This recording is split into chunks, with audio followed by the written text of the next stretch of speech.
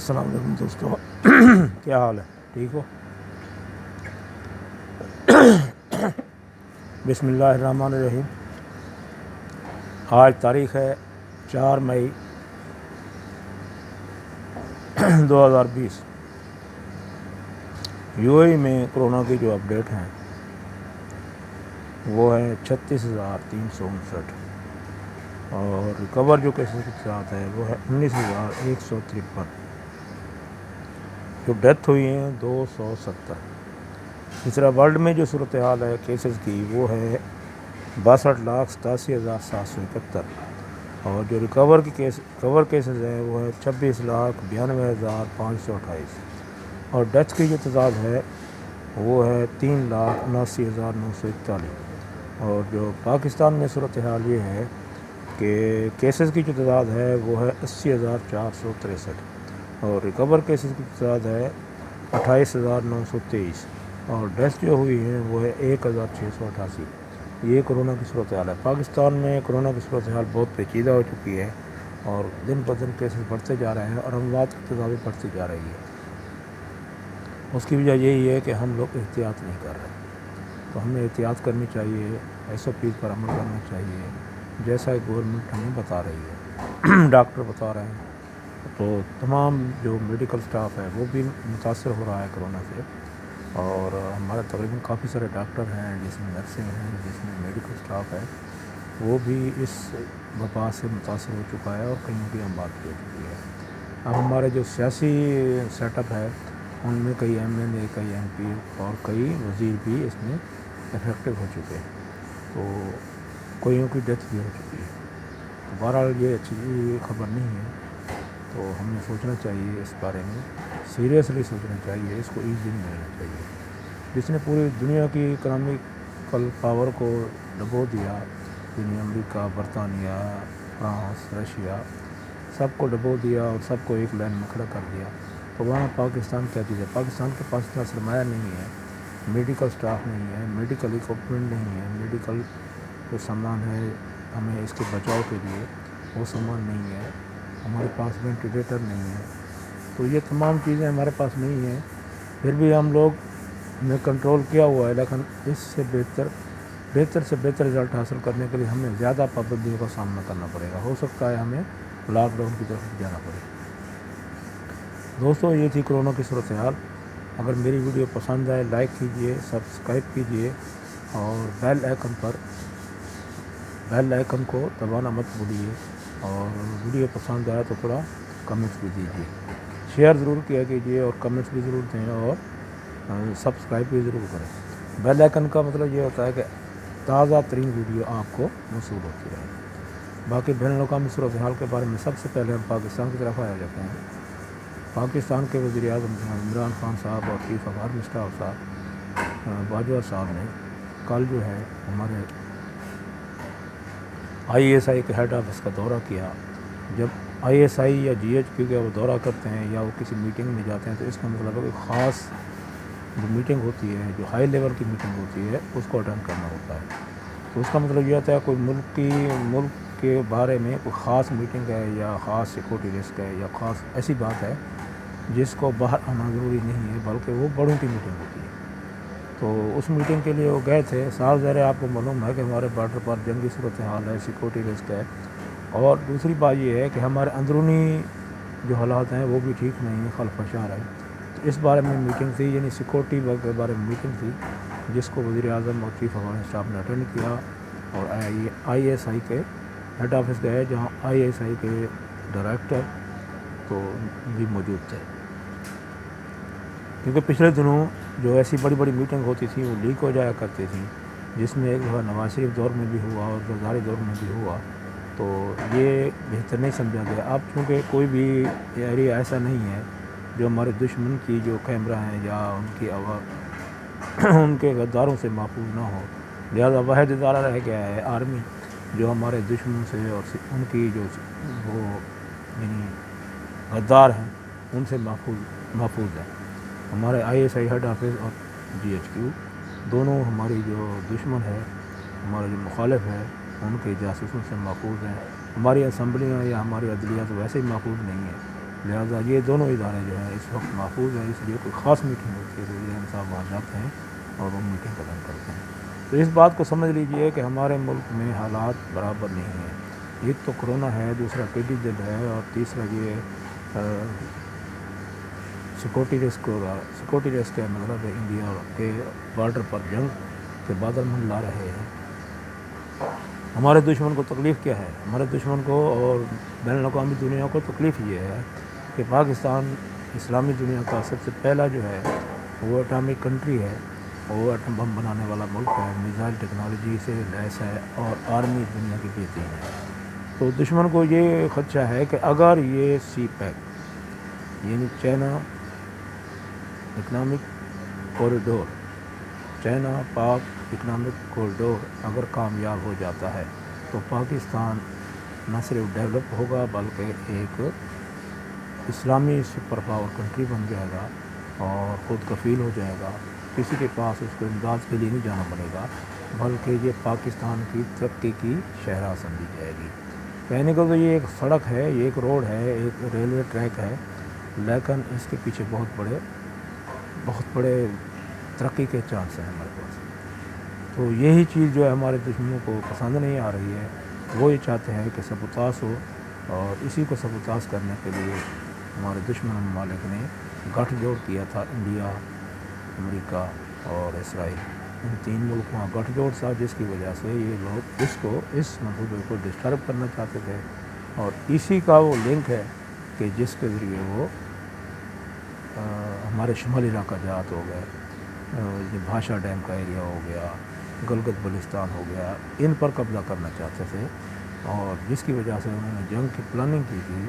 اور جنگ کی پلاننگ کے لیے یہ ہے کہ انڈیا جو ہے ایک روڈ بنا رہا تھا، تو اس پر چائنا نے دیکھا کہ یہ تو میرے سارے منصوبوں کو سبوتاس کر رہا ہے، کیونکہ بھاشا ڈیم بھی چائنا ہی بنا رہا ہے اور سی پیک بھی چائنا ہی بنا رہا ہے۔ آپ کو معلوم ہونا چاہیے چائنا ایک بزنس کنٹری ہے، وہ بزنس کو زیادہ اہمیت دیتا ہے، تو اس نے جب دیکھا کہ یہ تو میرے بزنس کے راستے میں روڈیں اٹکا رہا ہے، لہذا اس نے اٹیک کر دیا، جس سے اس نے لداخ کے علاقے تمام وہ راستے جو ہمارے سی پیک کو اور ہمارے ڈیم کو متاثر کرتے ہیں ان پر قبضہ کر لیا، اور اپنی آرمی، اپنے ہیوی ویپنز بھیج دیے اور جہاز بھی بھیج دیے، اور کل جو ہے انڈیا کے ایریاز پر، انڈیا کی ہوائی حدود میں چائنا کے جہاز بھی داخل ہو گئے اور انہوں نے دور تک جو ہے پروازیں بھی کی، اور انڈین آرمی نے بھی تھوڑا انگیج کیا اس کو، لیکن صرف انگیج کیا، باقی کوئی رد عمل اظہار نہیں کیا۔ یہ صورتحال ہے جنگ کی، جنگ کے بادل منڈلاتے جا رہے ہیں ایشیا پر۔ ایشیا سے مراد یہ ہے کہ پاکستان، انڈیا اور نیپال، چائنا، یہ اس وقت جنگ کی فضا میں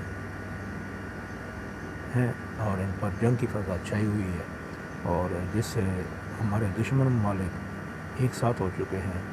چائنا ایک پینل میں آ گیا ہے، رشیا چائنا کا ساتھ دے رہا ہے، انڈیا اور یو ایس اے ایک ساتھ ہے۔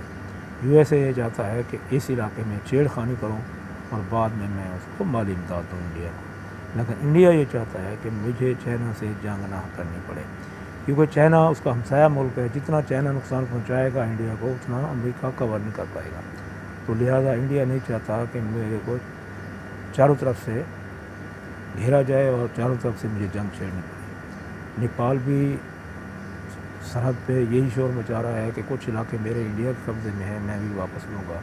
پاکستان کشمیر کے معاملے پر سیریس ہے، تو چائنا جو ہے آلریڈی جنگ میں آ چکا ہے، اس نے اپنے فوجیں اتار دی ہیں اور ہیوی ویپن بھی اتار دی ہیں، اور چائنا جو ہے انڈیا کے دو بدو جنگ لڑ رہا ہے، اور بلکہ تیار ہے، بڑی سے بڑی جنگ کے لیے وہ تیار ہے۔ تو اس کے لیے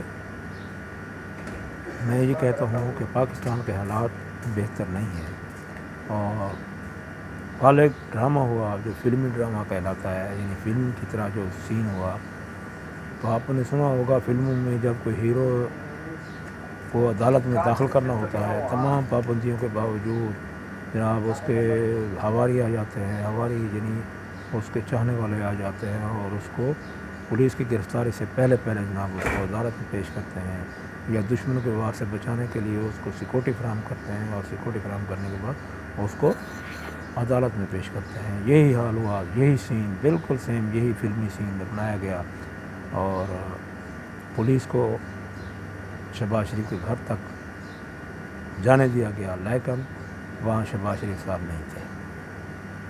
اور پھر عدالت کے باہر جو پولیس نے کہا کہ ہم نیب کی جو سیکورٹی ہے اس نے کہا کہ ہم انہیں گرفتار کریں گے، عدالت کے سامنے جو ورکروں کا رش لایا گیا اور اس ورکروں کے رش کے اندر ہی اس کو عدالت تک پہنچایا گیا۔ موصوف نے کہا کہ مجھے کرونا ہے، کرونا کی ایس او پیز کا بالکل خیال نہیں رکھا گیا۔ وہاں اتنا رش اکٹھا کیا گیا کہ کرونا کے جو وار ہیں وہ سخت بھی ہو سکتے تھے، ہوئے ہوں گے، لیکن عوام جو ہے اس معاملے میں اندھی ہو چکی ہے۔ عوام کو تھوڑا خیال کرنا چاہیے، ایس او پیز کا خیال کرنا چاہیے۔ انہوں نے رش کیا۔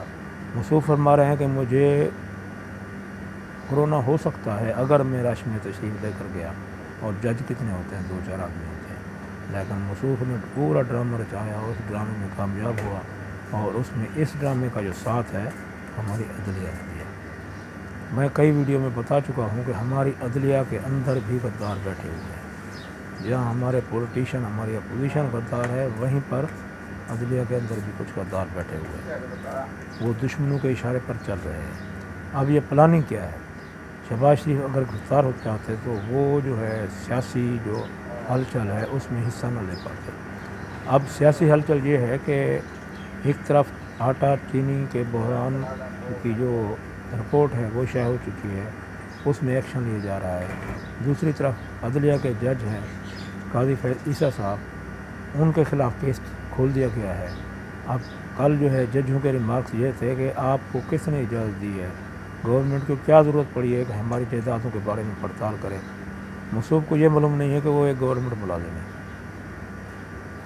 اگر کوئی تھانے دار یا ایس پی یا اے سی یا کوئی کمشنر ان کی جائیدادیں نکل آتی ہیں تو موصوف ان کے بارے میں تو پڑتال کر سکتے ہیں، لیکن اپنی جائیدادوں کے بارے میں حساب دینے سے گھبراتے ہیں۔ اس کی ریزن یہی ہے جو میں آپ کو بتا رہا ہوں کہ ان غداروں کے نہ صرف اکاؤنٹ چیک ہونے چاہیے بلکہ ان کی جائیدادوں کا پتہ کرنا چاہیے، بلکہ یہ بھی پتہ کرنا چاہیے جب یہ ریٹائر ہوتے ہیں باہر کیوں بھاگ جاتے ہیں، تو ان کے باہر کون ہے، باہر کیا ہے ان کے پاس، باہر ان کی کون سی جائیدادیں ہیں جن پر جا کر یہ بیٹھ جاتے ہیں، وہ جائیدادیں کہاں سے آئی ہیں۔ یہ تو ہوتا ہے، ہر گورنمنٹ میں ہوتا ہے، بلکہ ہر ملک میں ہوتا ہے۔ سعودیہ میں تو یہاں تک ہے کہ اگر کسی شہزادے کے پاس بھی ایسا کوئی ان لمیٹڈ پراپرٹی ہو جس کا کوئی ثبوت نہ ہو تو ان کو گرفتار کیا جاتا ہے، بلکہ الٹا اٹھا کے ان سے واپس لی جاتی ہے۔ ہمارے ملک میں یہ قانون نہیں ہے۔ ہمارے ملک میں عدلیہ کا اپنا قانون ہے، ملک کا قانون نہیں ہے، عدلیہ کا اپنا قانون ہے۔ عدلیہ جو چاہتی ہے وہ کرتی ہے، اور ہمارے وکلاء برادری اور ہمارے سیاستدان، ہمارے پولیٹیشین اس لیے ڈرتے ہیں کہ یار یہ کہیں ہمیں سیاست سے نہ نکال دیں۔ تو پہلی حکومت ہے جس نے عدلیہ پر بھی ہاتھ ڈالا ہے، بیوروکریٹ پر بھی ہاتھ ڈالا ہے، اور جو ملک کے غدار سیاستدان ہیں ان پر بھی ہاتھ ڈالا ہے۔ ابھی دیکھنا یہ ہے کہ کون سے ادارے ہیں جو ملک کا ساتھ دیں گے، کون سے ادارے ہیں جو دشمن کا ساتھ دیں گے۔ میں پچھلی کئی ویڈیو میں بتا چکا ہوں کہ ہمیں جو ہے اب پہلے اپنے ملک کے اندر کے غداروں کو جیل میں ڈالنا چاہیے، وہ کسی بھی عہدے پر پائے گا، تو تب جا کر ہماری سیکورٹی مضبوط ہوگی اور ہم اندر سے مضبوط ہو جائیں گے۔ ہماری عوام جو ہے وہ ملک کی وفادار ہے، ملک کی وفاداری چاہتی ہے، لیکن یہ چند مفاد پرست لوگ جو ہیں ہماری ملک کا وقار، ہمارے ملک کا معیار خراب کر رہے ہیں۔ ہمارے ملک کی جہاں جو خارجہ پالیسی ہے اس کو بھی سبوتاژ کر رہے ہیں۔ تو ہماری عوام کئی مصیبتوں سے گھری ہوئی ہے۔ یہ بھی ایک مصیبت ہے، پہلی مصیبت کرونا ہے، دوسرا معاشی صورتحال ہے، تیسرا جو ہے وہ ٹڈی دل کا حملہ ہے، چوتھا پی آئی کا حادثہ ہوا جس سے ہماری عیدیں بھی ماند پڑ گئی۔ پی آئی اے کے حادثے میں تحقیقات جاری ہیں، ان تحقیقات کا مطلب یہ ہے کہ ہم لوگ مثبت طرف جا رہے ہیں، لیکن گورنمنٹ کیا کر سکتی ہے؟ گورنمنٹ مجرم کو پکڑ کر عدالت میں پیش کرتی ہے، عدالت اسے معاف کر دیتی ہے۔ تو اس کے لیے کوئی بڑا ہاتھ ڈالنا پڑے گا، یہ ڈرامے بازی بند کرنی پڑے گی۔ ہم یہ نہیں کہتے کہ نیب صحیح نہیں ہے، جو بھی اس میں مجرم ہے اس کو پکڑا جائے اور کارروائی کی سزا دی جائے، تاکہ ہمارا ملک ترقی کرے اور ہمارا ملک کے جو سرحدوں کی صورتحال ہے اس پر جنگ کرنے کے لیے ضروری ہے کہ عوام بھی آرمی کے ساتھ ہو، اور یہ غدار طبقے جو ملک میں ہیں ان کو پکڑ کر جیل میں ڈالا جائے، تاکہ یہ جو خفیہ ہاتھ ہیں دشمن کے یہ بھی یہاں پر کام نہ کریں، کیونکہ ادھر ہم جنگ میں مصروف ہو جائیں گے تو یہ خفیہ ہاتھ جو ہے، یہ خفیہ لوگ جو ہیں، یہ جو دشمن کے لوگ ہیں، یہ ملک میں کارروائی کریں گے، جس میں میڈیا شامل ہے، عدلیہ شامل ہے، اور ہمارے پولیٹیشین شامل ہیں، اور بڑے بڑے جو ہمارے اداروں کے سربراہ ہیں وہ بھی شامل ہیں۔ اس میں عوام یا چھوٹا آدمی شامل نہیں ہوتا ہے، بڑے بڑے لوگ ہوتے ہیں اس میں شامل ہوتے ہیں۔ کل عدلیہ کا ڈرامہ سب لوگوں نے دیکھ لیا کہ ایک مجرم کو پکڑنے کے لیے جب نیب نے چھاپہ مارا وہ غائب ہو گیا۔ یہ فلمی سین ہے، بالکل فلمی سین ہے، اس میں کوئی شک والی بات نہیں ہے۔ وہ غائب ہو گیا اور بعد میں ایک دم عدالت نے اس نے انٹری ماری اور عدالت نے اس کو 17 تاریخ تک ضمانت دے دی۔ یہ فلمی سین اپنایا ہمارے جو اپوزیشن لیڈر ہیں اور کئی دفعہ کے وزیر اعلیٰ ہیں پنجاب کے، انہوں نے اپنایا۔ اور جب ورکروں کو بلایا گیا تو ورکر کتنے تھے؟ 100-200 ورکر بھی نہیں تھے، نہ عدالت کے سامنے نہ گھر کے سامنے۔ گھر کے سامنے جو دیکھنے میں آیا کہ 12-13 لوگ تھے جو پروٹیکٹ کرنے آئے تھے اپنے سیاسی لیڈر کو، اور عدلیہ کے سامنے 100-150 لوگ تھے۔ باقی پولیس کی نفر زیادہ تھی، لیکن پھر بھی وہ ناکام ہوئی، گرفتار کرنے میں ناکام ہوئی، کیونکہ عدلیہ نے ان کا راستہ روک دیا تھا۔ تو یہ تو ہے ہماری صورتحال۔ جب ہمارا ملک ترقی کرنے لگتا ہے تو یہی دشمن لوگ ہمارے باہر کے دشمن سے مل جاتے ہیں اور ان کے ساتھ مل کر ملک کی جڑیں کاٹتے ہیں۔ میں چیف آف آرمی اسٹاف اور وزیراعظم سے گزارش کروں گا کہ ان دشمنوں کو سب سے پہلے پکڑا جائے اور ان کو قرار باقی سزا دی جائے۔ باقی قاضی عیسیٰ صاحب جو ہے وہ بھی اپنی جائیداد کا حساب دیں، اپنے پراپرٹی کا حساب دیں، تاکہ عدلیہ بھی ہماری اس زد میں، کرپشن کی زد میں نہ آئے۔ اگر قاضی عیسیٰ صاحب نے کوئی مزاحمت کی یا کوئی ایسا کیا تو ہو سکتا ہے دوسرے جج بھی اس کی لائن میں آ جائیں۔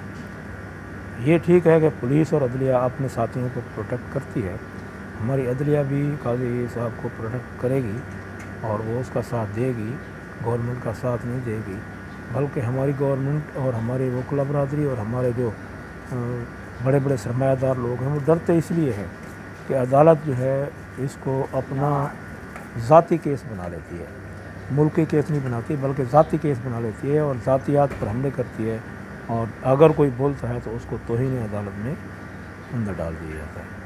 تو یہ صورتحال ہے، اس لیے عدالت کے پاس کوئی جاتا نہیں ہے، نہ کیونکہ انصاف تو ملنا نہیں ہے، الٹا بےعزتی ہونی ہے، اس لیے کوئی بھی نہیں جاتا ہے۔ لہذا پہلی دفعہ اگر کسی عدلیہ کے جسٹس کا احتساب ہو رہا ہے ہونا چاہیے، کیونکہ ہمارا ملک کا سرمایہ باہر گیا ہے، غریب کا پیسہ باہر گیا ہے، یہ پیسہ غریب کی جیب سے گیا ہے، باہر گیا ہے۔